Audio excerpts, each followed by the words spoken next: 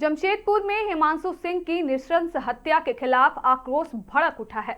इस जघन्य हत्याकांड के विरोध में भारतीय जनता पार्टी द्वारा शुक्रवार को जमशेदपुर और आदित्यपुर में बुलाए गए एक दिवसीय बंद को व्यापक जन समर्थन मिला। नमस्कार, आप देख रहे हैं मिरर मीडिया। मैं हूं आपके साथ चंद्रा सिंह। जिसके बाद रांची स्थित प्रदेश कार्यालय में पत्रकारों को संबोधित करते हुए अमर कुमार बावरी ने राज्य की हेमंत सोरेन सरकार पर तीखा हमला बोला और कहा कि जमशेदपुर पर अब अपराधियों के तांडव के कारण चापरपुर में तब्दील हो चुका है। उन्होंने कहा कि यह घटना राज्य की ध्वस्त हो चुकी कानून व्यवस्था का सबसे विभत्स उदाहरण है। उन्होंने कहा, जिस राज्य में अपराधी पुलिस कर्मियों के सामने ही हत्या कर दे, वहां आम जनता की सुरक्षा की गारंटी कौन लेगा। इस हमले में एक मासूम बच्चा भी गंभीर रूप से घायल हुआ है। यह साफ दर्शाता है कि अपराधियों के दिलों से पुलिस और कानून का खौफ पूरी तरह खत्म हो चुका है। अमर कुमार बावरी ने हेमंत सरकार की नीतियों और नीयत पर सवाल उठाते हुए कई गंभीर आरोप लगाए। उन्होंने याद दिलाया कि जब से हेमंत सोरेन की सरकार सत्ता में आई है, राज्य में अपराध का ग्राफ आसमान छू रहा है। सरकार बनने के तुरंत बाद चाईबासा में 7 आदिवासियों की गला काटकर नृशंस हत्या कर दी गई थी और तब से यह खूनी खेल जारी है। बड़ी घटना जमशेदपुर में घटित हुई थी। घटनाएं तो डेली हो रही है झारखंड प्रदेश में, लेकिन अब जो है पानी सर के ऊपर निकल रहा है। जमशेदपुर जो अब चापड़पुर बन गया है, उस जमशेदपुर में नृशंस तरीके से पुलिस वैन पर बैठे हुए एक निहत्थे युवा को पुलिस वर्दीधारियों के समक्ष जिस तरह से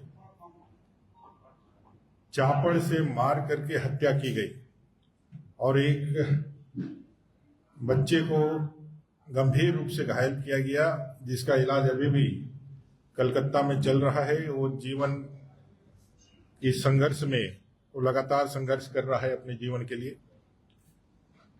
इस बड़ी घटना के बाद पूरे झारखंड प्रदेश में और विशेष करके जमशेदपुर के नागरवासियों में आक्रोश देखा गया। पुलिस का इकबाल अगर खत्म हो जाए, पुलिस की वर्दी का साख इतना नीचे गिर जाए कि उसके होने को भी ना होना अगर मानने लगा जाए, तो समझ सकते हैं कि इस राज्य की कानून व्यवस्था का क्या हालात है। आज ये जो परिस्थिति पैदा हुई है एक दिन की नहीं है। 2019 साल में जब से यह झारखंड की सरकार बनी है, हेमंत सोरेन जी की सरकार बनी है, तब से लेकर के अब तक इन्होंने हमेशा से कानून व्यवस्था को कॉम्प्रोमाइज ही किया है। कानून का संधारण रहे, कानून यहां ठीक ढंग से काम करे, इसके लिए कभी भी इन्होंने गंभीर प्रयास इस सरकार ने नहीं की है। 2019 के सरकार बनने के बाद ही आप सबको मालूम होगा किस तरह से गोइलकेरा चाईबासा में 7 लोगों की गर्दन काट करके हत्या कर दी गई थी। वहां से सरकार का प्रारंभ हुआ था और उसके बाद लगातार जिस तरह से जिलों का एसपी का पद का बोली लगाया जाने लगा, जिस तरह से थाने की बोली लगाई जाने लगी और खुली छूट पूरी तरह से अवैध कारोबारों को चलाने के लिए दी गई और पुलिस को पूरी तरीके से अवैध वसूली के लिए निर्देशित किया गया और समय समय पर पुलिस को सिर्फ एक बार पैसा लेकर के पदस्थापन नहीं, बाद के क्रम में टॉपअप भी भराया जाने लगा। मैंने कि आप अगर रिचार्ज नहीं करेंगे अपने पद का तो आपको इस पद से हटा दिया जाएगा। ऐसा भी कई एक उदाहरण इस राज्य के पास हमारे पास रहे और धीरे धीरे ग्रेजुअली पुलिस का साख जो है समाज में गिरता चला गया। पुलिस अच्छे कर्मियों का, जो ईमानदार पुलिस अफसर थे, उनका मनोबल गिरता चला गया। ऐसे ईमानदार पुलिस कर्मियों को कहीं ना कहीं साइड लाइन धरा दिया गया, उनको किसी अच्छे पोस्ट पर नहीं रखा गया और इसका नतीजा यह रहा जमशेदपुर का यह घटना, जो दिखलाता है कि इससे सरकार ने पुलिस को कितने निचले स्तर तक गिरा दिया है। एक पुलिस का वर्दी से, पुलिस का जहन पे नाम आ जाने से लोग जो है क्राइम करने से डरते हैं। 50,000 की भीड़ होती है, वहां सिर्फ एक वर्दीधारी खड़ा रहता है। सब लोग जो है उसके खौफ से, उसके डर से नियम को मानने लगते हैं। अगर वैसे पुलिस के समक्ष हत्या कर दी जाए, हत्या करने के लिए चापड़ चलाया जाए और पुलिस प्रशासन अभी भी अभियुक्तों को पकड़ने में यदि कामयाब ना हो तो ये राज्य सरकार की विफलता है। और इसी विफलता और आक्रोश के कारण आज भारतीय जनता पार्टी के प्रदेश अध्यक्ष आदित्य साहू जी के आह्वान पर, भारतीय जनता पार्टी के आह्वान पर जमशेदपुर और आदित्यपुर जो हमारा निगम क्षेत्र है, जो क्रमशः जमशेदपुर जिला और सरायकेला जिला के क्षेत्र में पड़ता है, एक दिन के बंद का कॉल हुआ था। कल हम लोगों ने ऐतिहासिक मशाल जुलूस भी किया और आज स्वतः स्फूर्त बंद को समर्थन जिस प्रकार से उस लोह नगरी में अपने नागरिकों का मिला है, जिस तरह से कंपनियां भी इसमें सहयोग की है, जिस तरह से तमाम प्रतिष्ठान, व्यवसायी से लेकर के ठेला खोमचा वाला भी और हर एक नागरिक ने इसका जो समर्थन किया है, ये सरकार के लिए आई ओपनिंग होना चाहिए। क्योंकि जमशेदपुर के वासियों ने दिखलाया है अपने प्रतिरोध से कि यह सिर्फ एक पार्टी का प्रतिरोध नहीं है, एक आम जनता का प्रतिरोध है। उस जमशेदपुर जिसकी ख्याति लोह नगरी के रूप में है, एक शांतिपूर्ण व्यवस्था के साथ चलने वाली है, वहां हर दिन चापड़ के साथ घटना हो रही है। खुले में नशे के कारोबार चल रहे हैं। सबसे ज्यादा ड्रग्स और ब्राउन शुगर का इस्तेमाल जमशेदपुर, आदित्यपुर जैसे क्षेत्रों में होता है। सूखे नशे के जद में पूरा झारखंड प्रदेश है। अभी माननीय मुख्यमंत्री जी के बड़े बड़े पोस्टर नशा मुक्ति के लगे दिखे, लेकिन कोई भी एक भी कार्रवाई, एक भी कोई प्रयास इस दिशा में कि इस नशा के कारोबार को रोका जा सके, ये नहीं हो रहा है।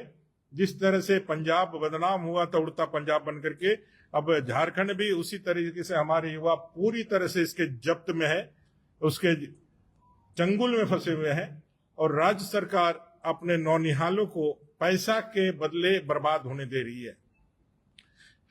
एक बड़ा पैसा अवैध ड्रग्स, नशीले कारोबार से थाना के माध्यम से सीधे मुख्यमंत्री और सरकार के हाथों तक पहुंच रही है और एक लंबा सिंडिकेट है।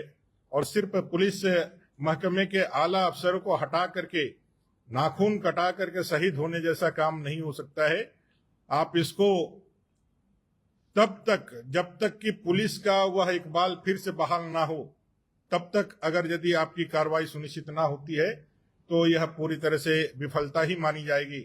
आज की इस ऐतिहासिक बंद के लिए मैं तमाम जमशेदपुर, आदित्यपुर वासियों को भारतीय जनता पार्टी की ओर से, अपने प्रदेश अध्यक्ष जी की ओर से साधुवाद और धन्यवाद देना चाहता हूं।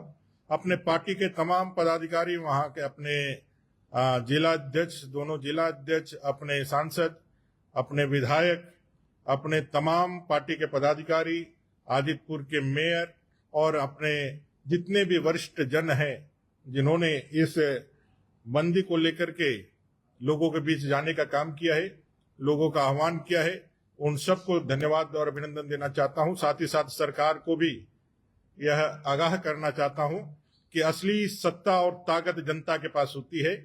आप वोट के माध्यम से भले ही सरकार बना लिए हो, लेकिन जनता के पास असली ताकत है और जनता ने अपना प्रतिरोध आज के बंदी के माध्यम से दिखलाया है। इसलिए आप अविलंब जो इसके दोषी हैं उनको पकड़ करके कानून को फिर से स्थापित करने का काम करें और इसमें सस्ती राजनीति करके और अपने गले की जो कमजोरी है, आपके गले में जो हड्डी है, उसको निकाल करके किसी दूसरे के गले में फंसाने का काम ना करे।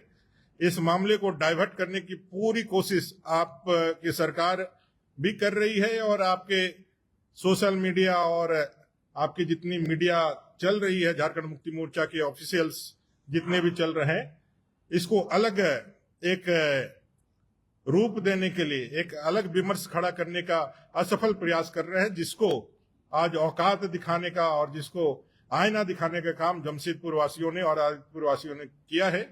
तो एक राजनीतिक दल के रूप में, सत्ताधारी राजनीतिक दल के रूप में झारखंड मुक्ति मोर्चा के उन तमाम रणनीतिकारों को भी यह समझना चाहिए कि उनके द्वारा जो गलत नैरेटिव खड़ा करने का जो कोशिश किया गया है, वो नैरेटिव को भी जनता ने पूरी तरह से खारिज किया है और हम सब अपने डिमांड पे पुनः खड़े हैं।